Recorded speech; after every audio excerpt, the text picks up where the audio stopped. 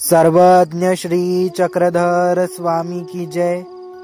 आजच्या भागात आपण पूर्वार्धातील मनाला अत्यंत भावुक करणारी लीळा पठण व श्रवण करणार आहोत। लीळेचे नाव आहे भांडारेकरांचा देहांत होण्याची वेळ।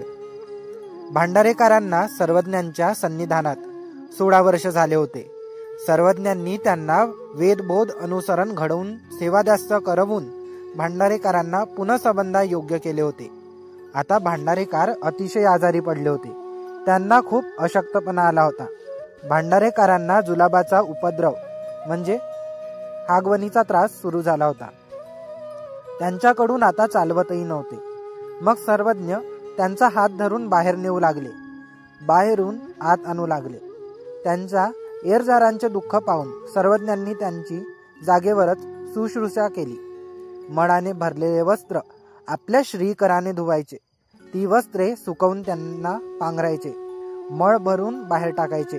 अशा प्रकारे देवाने भक्ताची शुश्रूषा केली। भांडारेकरांना जुलाब होत असल्यामुळे तेथे दुर्गंधी सुटली। त्यामुळे मंदिरातली पुजारी आणि ब्राह्मण कंटाळा मानू लागले। त्यामुळे सर्वज्ञांनी भांडारेकरांच्या खांद्याला खांदा लावून नदीच्या पलीकडे असलेल्या नंदेश्वराच्या देवळात नेले। तेथे 3 दिवस मुक्काम झाला। भांडारेकरांच्या अंतकाळ जवळ आला। मग सर्वज्ञांनी भांडारेकरांना मांडीची उशी दिली। भांडारेकर सर्वज्ञांच्या मांडीवर डोके ठेवून निश्चल पडून सर्वज्ञांचे श्रीमुख न्याहाळत होते।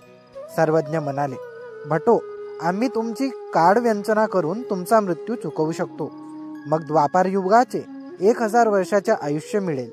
भांडारेकरांनी म्हटले, जी तेव्हा ते सन्निधान आणि उशाला आपली मांडी मिळेल का? सर्वज्ञ म्हणाले, इतर सर्व मिळेल, परंतु आमचे सन्निधान मिळणार नाही। भांडारेकरांनी म्हटले, जर ईश्वराचे सन्निधान आणि अंतसमयी जर अशी मांडी मिळत नसेल तर नुसत्या आयुष्याचा काय उपयोग? जे काय व्हायचे ते आताच व्हावे जी, असं म्हटले आणि सर्वज्ञांचे श्रीमुख निहाळत निळभट्ट भांडारेकरांनी देहत्याग केला। मग सर्वज्ञांनी पुजाऱ्याला टिकाव पावडे आणायला सांगितले।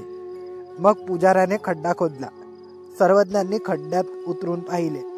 मग सर्वज्ञांनी डोक्याला धरले, पुजाऱ्याने पायाकडे धरले। मग भूमी निक्षेप केला।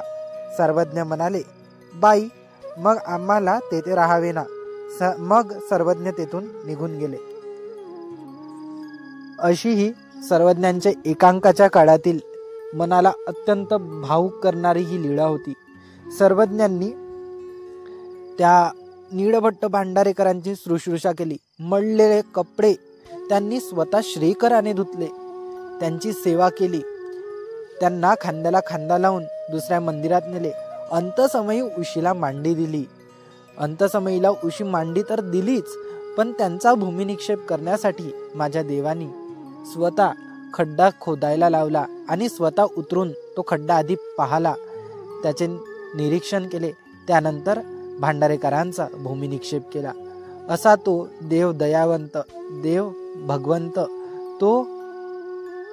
असा तो दयाळू मयाळू कनवाळू परमेश्वर आपल्याही अंतसमयी देवाची मांडी आपल्याला मिळावी हीच प्रार्थना मी परमेश्वर श्रीचरणी व्यक्त करतो।